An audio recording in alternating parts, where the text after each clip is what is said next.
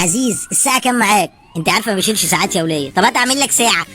يا بنت العضة، والله لا اعمل لك ساعة. اوعى يا ولاد اتجننتي ولا ايه؟ يخرب بيتك، انت خرفتي يالا عليكي. السلام عليكم ورحمة الله وبركاته. يا أهلا بيكم على مطبخ سيد أفندي المفلس دائما والمسكين. النهاردة هنعمل الفول المطحون بتاعنا اللي احنا لسه خالطينه في الخلاط اهو.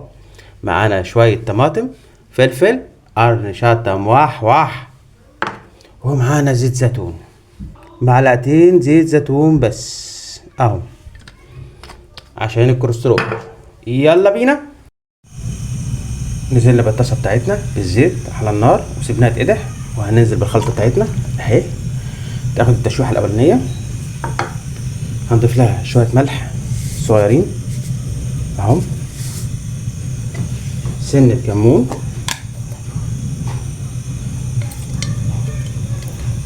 اهي،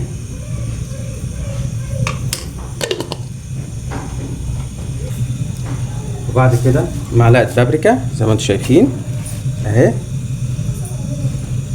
يلا بينا.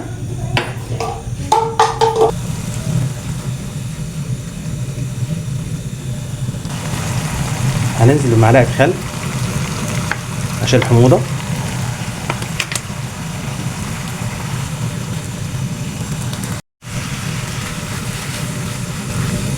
واخيرا هننزل بالفول بتاعنا اهو.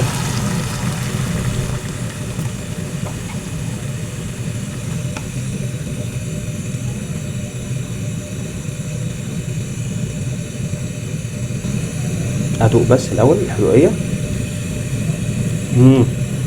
مظبوطه، بسم الله ما شاء الله.